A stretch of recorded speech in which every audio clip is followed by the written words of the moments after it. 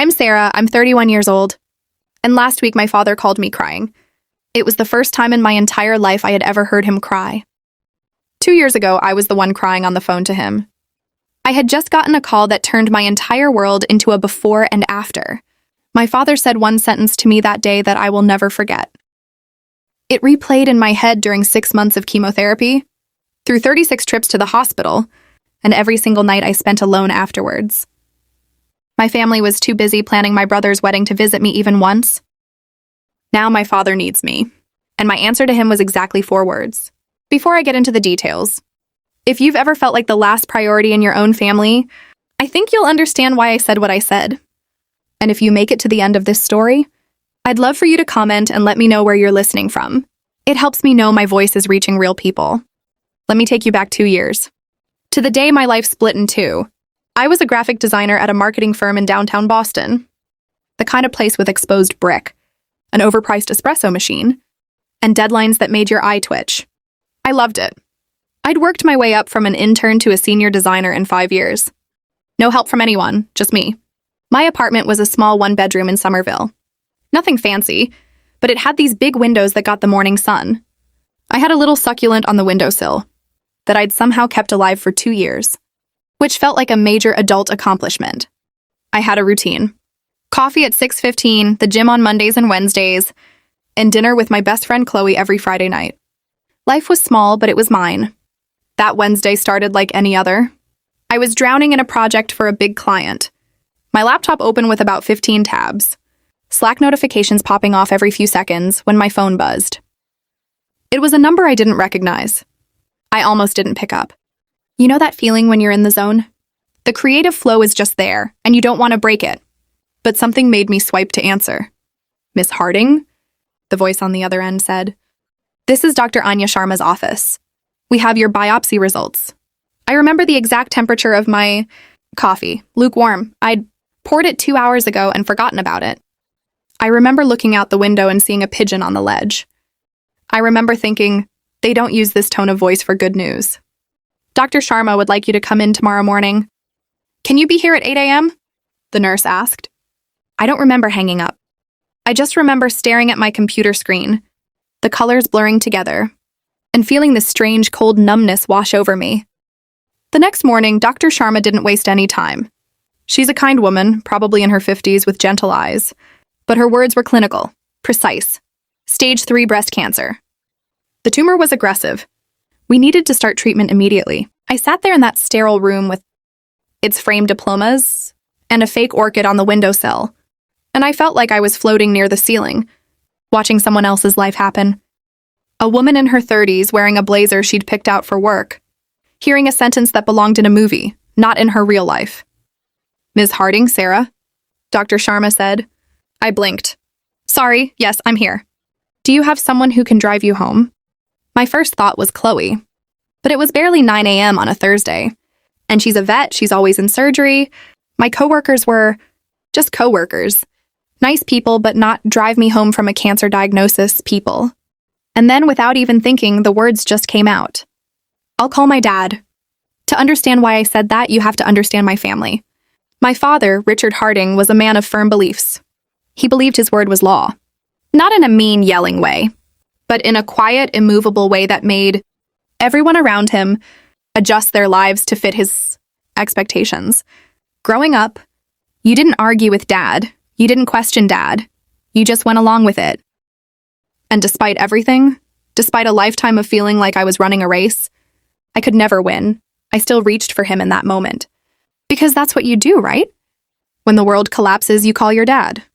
I walked out of the oncology office, found a bench in the hallway, and pulled out my phone. My hands were shaking so badly I could barely unlock it. He picked up on the second ring. "Sarah? Kind of in the middle of something. Let me back up and explain the hierarchy in the Harding family. My younger brother Mark is 2 years behind me. But you'd never know I was the oldest by the way things worked. Mark was the son, the heir. I was just there, background noise. When Mark wanted to go to a private college, my dad wrote a check without blinking. When I got into a state school, I was told that student loans build character and took out $65,000 in debt. When Mark got engaged to a lovely girl named Emily, my dad threw an engagement party. When I got my senior designer promotion, my mom sent me a thumbs up emoji. The wedding was set for October, about 4 months away, and it had completely consumed my family. Every phone call, every dinner, every conversation was about the wedding. My mom had a notebook filled with fabric swatches and vendor names. My dad was proudly negotiating with the venue, so when I called him that day, sitting on that hard plastic bench, I should have known. "Dad," I said, my voice cracking, "I'm at the doctor. I have cancer. Stage 3. Silence. 5 seconds. 10. I could hear him breathing. In the background, I heard my mom's voice asking who it was. "Dad, did you hear me?" His voice came back, but it was different, hesitant, and then he said the words that would echo in my head for the next 2 years. "Sarah, listen. Your mother and we can't deal with this right now." 3 weeks after the wedding, the medical bills started arriving. My insurance covered a lot, but a lot isn't the same as everything. After deductibles and copays, I was looking at $52,000. $52,000 I didn't have. I sold my car. I canceled every subscription. I stopped buying anything that wasn't on sale.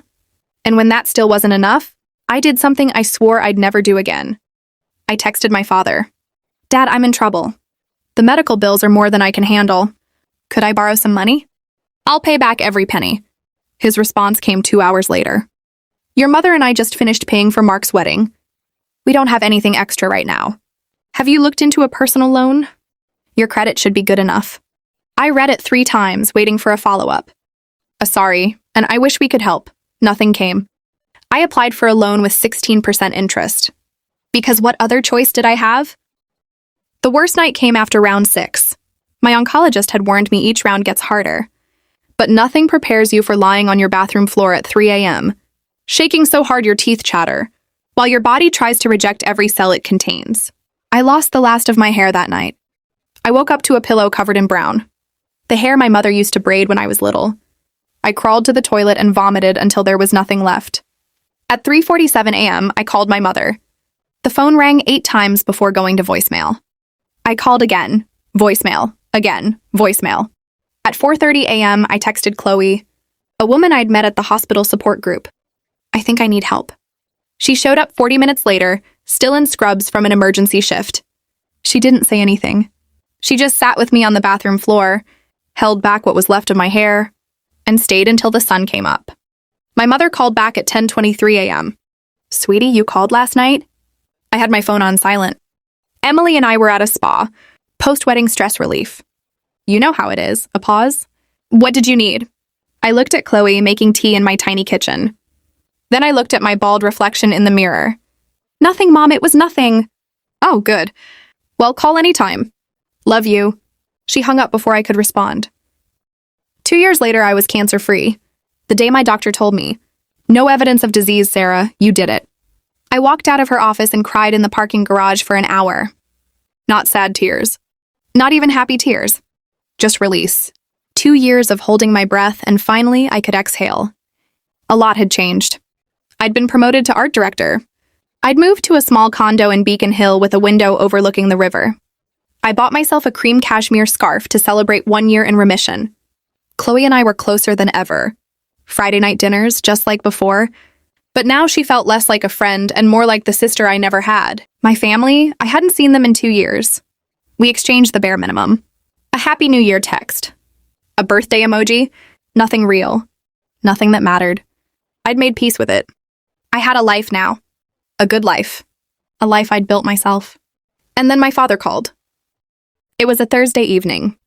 I was making dinner when my phone lit up with a name I hadn't seen in years. Dad. I stared at it.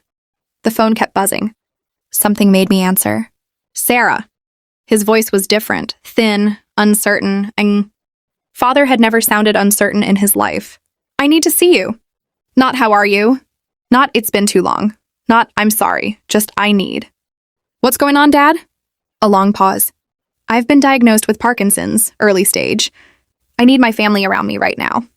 There's a dinner Sunday at the house. Your mother, Mark, and Emily, I want you there." "Okay," I heard myself say. "I'll be there." After I hung up, I realized something. In that entire conversation, he never once asked if I was okay. He didn't even know if I'd survived. Sunday arrived too quickly. I dressed carefully, Black pants, a cream silk blouse, the cashmere scarf. I looked successful. I looked healthy. I looked like someone who had built a life without them. Chloe texted me before I left. Remember, you don't owe them anything. The house was exactly as I remembered. The dining room, the mahogany table, the family photos on the wall that stopped abruptly around my 18th birthday. My father sat at the head of the table. He looked smaller, older. His left hand trembled against the white tablecloth. We have a lot to discuss, he said. After dinner, he got straight to it. The Parkinsons would progress. He'd need assistance long term. They'd discussed it as a family. Sarah, he said, his eyes landing on me. You're the obvious choice. You work from home. You don't have a family of your own. Your old room is ready.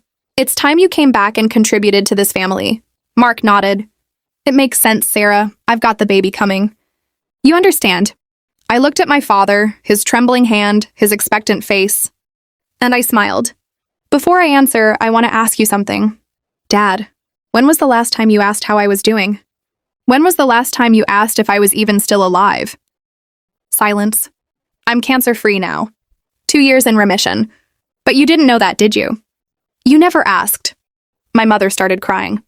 Mark shifted in his seat. I reached for my purse and pulled out my phone. Would you like to see the visitor logs from the hospital? 36 chemo sessions. 0 visitors. The screenshots where you told me to get alone? The call logs from 3 a.m. when you didn't answer? I placed my phone on the table. The screen glowed, displaying months of hospital records. Visitors, none, none, none.